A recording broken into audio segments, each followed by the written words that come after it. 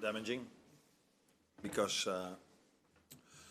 we needed either a win or maybe two draws would have been enough as well.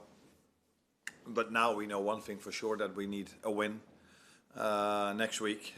If we have to do it ourselves, as we all know, other teams of course need to pick up points as well for us to need a win. But so that's really damaging that we were not able to get a result, let alone a win here today. And there were parts in the game where I felt a result could have gone our way, but I think where people are mainly focused on is the period after the 2-1 where we couldn't find any momentum anymore, and we conceded 2 other goals. That was the most difficult period in the game.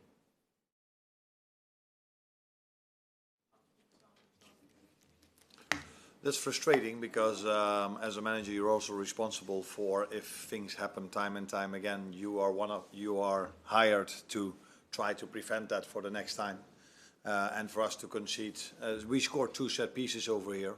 So usually you think, well, if you go to an away game or in any game where you score two set pieces, usually you're quite sure of a result, unless you concede 3 set pieces, what we did.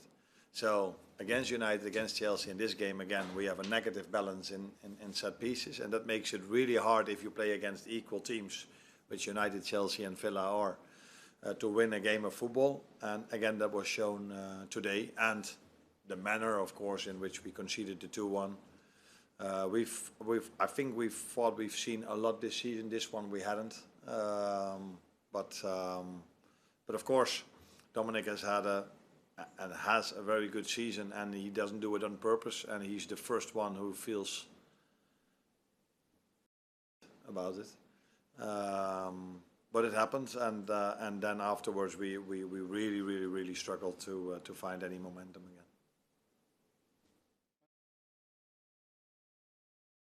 Yeah.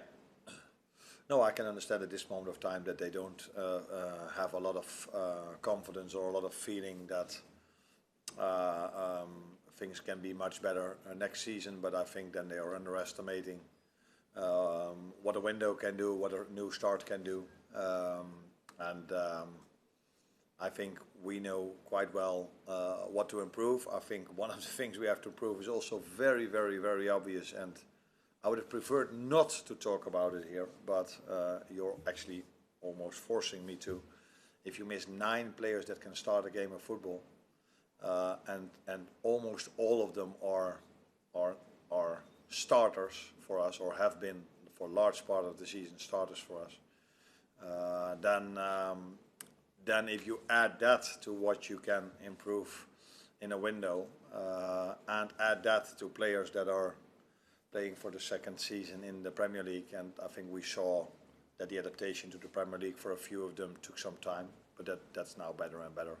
That will automatically lead to much more, because even today, but that's my opinion, no one has to agree with me, but even today, for large parts of the game, we were close to a result. But then when you are the better team, you need to generate more chances, and if you have the chances, you need to score them. And we cannot concede as many set pieces as we've conceded this season. So I don't think the differences, or it's so big. Only doing in a few situations the right thing can already have a massive upwards possibility.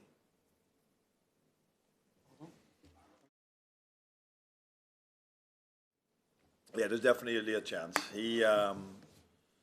He missed pre-season, as we all know, and then he broke his leg, and we've tried to be as careful as we could with him, taking into account that our other number 9, Hugo Ekitike, is out for such a long time, so we needed him as a result of that even more, but we've tried to be as careful as we could.